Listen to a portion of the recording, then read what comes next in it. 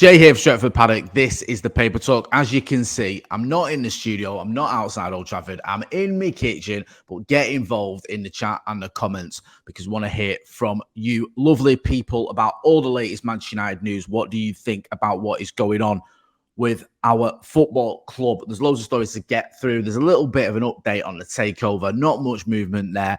We keep hearing or keep seeing these reports and insinuations and rumours that it could be any day now, but we've been hearing that for about 7 months, haven't we? So it's a bit hard to take those with anything other than a massive pinch of salt. But we'll get a little bit into that. We'll also look at the goalkeeper situation. That looks like there could be some movement there in terms of David De Gea leaving and Andre Onana coming in. Inter Milan goalkeeper, obviously impressed in the Champions League final. I know they didn't win, but he had a very good game and he's had a very good season for Inter Milan, and he's a goalkeeper that Erik ten Hag knows very well from his time at Ajax. So we'll get into all that. So make sure you are hitting like, share, and subscribe. Hit that subscribe button. We want to get to 800,000 subscribers. We've just reached 700,000. So the next benchmark is 800,000. And with your support, we can do it. Right, let's talk a little bit about this goalkeeping situation, because there was reports yesterday, I think it came from The Athletic, that what had happened with David De Gea is he'd had a contract that he'd been offered an extension. He'd signed it, and then the club had rescinded that. They'd said, actually, no, we're taking that offer away from you. Now, there's loads of rumours and sort of debates going on social media about what caused that. Was this his performances towards the end of the season where Erik ten Hag looked at it and went, do you know what? He's not the guy for me. Was it just a case of other targets becoming available? Was it just a bit of a shift in what the transfer budget was, and maybe the club thought, actually, we might have a bit of money for a goalkeeper?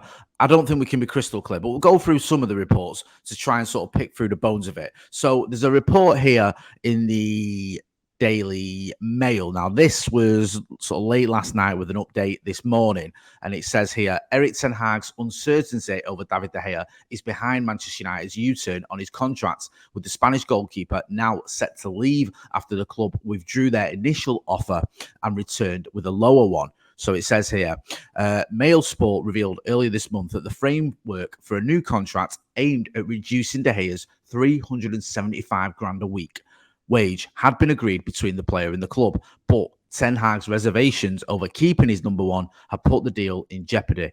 Reports emerged on Tuesday claiming that De Gea had signed the new contract, but before United backed out and then tabled an even lower offer. The 32-year-old's future at Old Trafford now looks more uncertain than ever, with just 3 days to go before he becomes a free agent. United could still re-sign De Gea after that date, but it seems unlikely in the circumstances.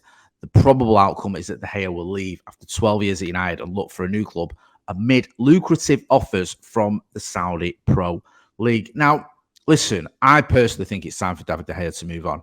I don't think he's been the same goalkeeper that we saw for that sort of golden era of his performances from about 2013-14 to 2018. I don't think he's been that player since 2018. I think he's had seasons where he's been decent. He's been all right. I think he's had other seasons like last season where he's been a bit patchy, and there's been some performances in there where you go, what is going on? I also feel he doesn't fit this system that Erik ten Hag is trying to play very well.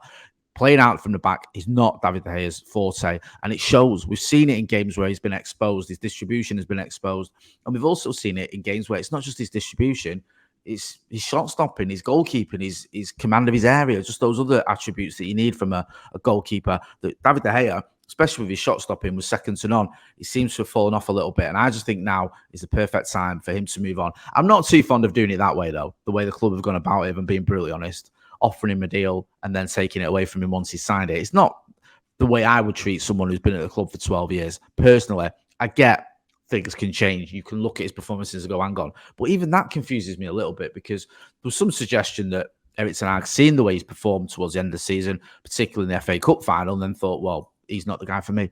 But David De Gea has been underperforming almost since Erik ten Hag arrived. We've had some good spells, don't forget. He has the record number of clean sheets. But we've had a lot of performances where you go, that isn't the David De Gea that we've come to know and love. You look at the Brentford game early on in the season, you look at the Sevilla game, you look at the West Ham game. There's been various other games as well where you can look at him and go, that's not great.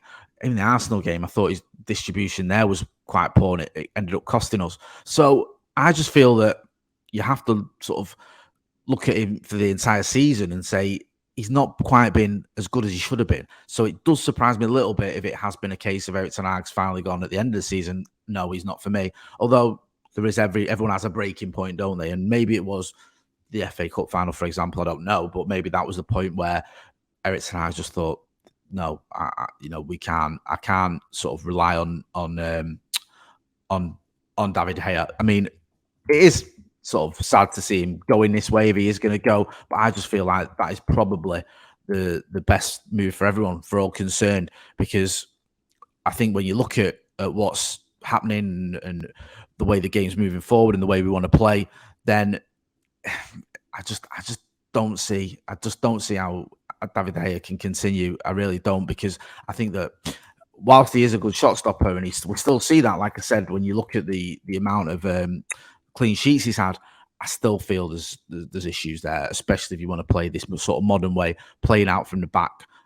It's not his forte, is it? It really isn't. So let me know what you think anyway. Get involved in the comments in the chat. Do you think that David De Gea is still the right man? Do you want to see someone else come in? Do you like the way he's been treated? Do you think it's fair? Do you think that it's perhaps something to do with the performances towards the end of the season? Or do you think, like those performances have been coming throughout the season? I mean, that's the one thing that has surprised me a little bit about all this, is this idea that it was just the end of the season where Erik ten Hag has gone, you're not for me. But we know that that's exactly what can happen. Sometimes you can have a performance that sort of, that is the straw that breaks the camel's back. And in terms of David De Gea, they can't get a bigger platform than the FA Cup final, especially when it's a cup final that could have stopped Manchester City winning the treble. And I thought for the first goal, there's a debate going on, was he at fault? The second goal, I don't think he covered himself in glory at all. I think that he should have done a lot better. Should we talk about his potential replacement? Yeah, Andre Onana is being touted as a replacement, and there's various reports. I've seen it on a couple of publications, including, I think, TalkSport and one or two others, saying that United have held talks with Inter Milan over a potential move for Andre Onana. The sort of numbers being bandied about there are between 40 and 50 million for the Cameroonian international. Now, he is a very good goalkeeper. He's very much a modern keeper, likes to play out from the back. He's very confident, can command his area.